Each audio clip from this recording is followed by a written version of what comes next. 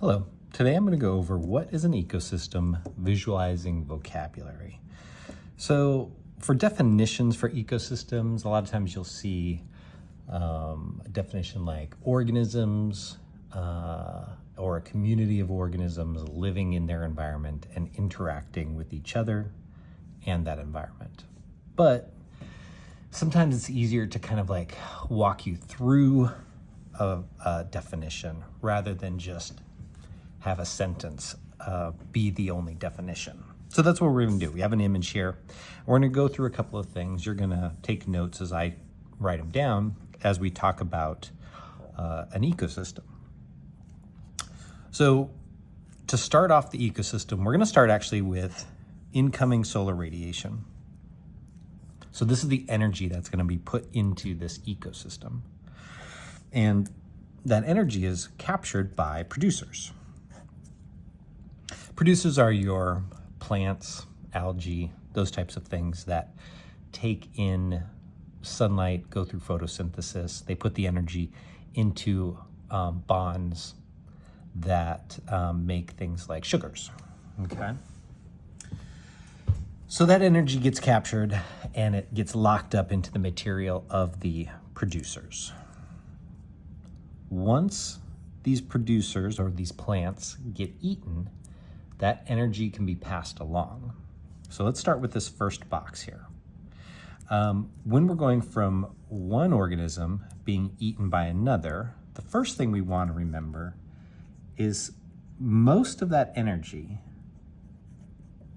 that has come from the solar radiation into the producer, most of that energy gets lost as heat, either within the organism or in the transfer between organisms. So that just dissipates out into the environment. But some of the energy is going to get transferred. That's why we eat things. That's why humans eat corn, because we want the energy that's locked up in the corn to be used as energy in our bodies. So that middle one is energy to consumers. And these are the simple interactions that we're talking about. In this case, we're focusing on eating. There is other interactions, but this is an important one because it talks about how energy and nutrients move through an ecosystem. All right, next we are looking at this arrow here. And you see there's like a circle of those green arrows. Well, we talked about the energy being transferred, but there's also nutrients transferred. And these are things that you would find on the periodic table, right?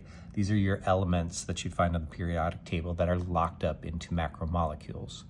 Carbons, nitrogens, oxygens. These are nutrients that form molecules or macromolecules that we get from the plants. So nutrients to consumers.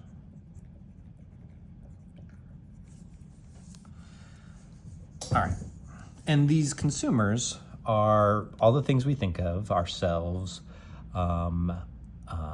bugs, birds, cats, bears, but also don't forget things like earthworms and even microscopic organisms. Every organism has to eat or consume. Consume is a better way to put it because we don't all eat by chomping things. But everything has to consume in one way or another, or get this energy and nutrients. So microscopic organisms are part of this. Now, when we move on to other layers, because maybe something is going to eat this bird, or maybe something's going to eat this worm. So the layers can continue, but along the way, we just have to remember that energy is lost to heat. And this energy can be traced all the way back to the sun. So that energy we're losing as heat was once incoming solar radiation. Now we have to talk about once these organisms die, okay? So when these die, they don't just sit there and do nothing, they decompose. And there's special organisms called decomposers.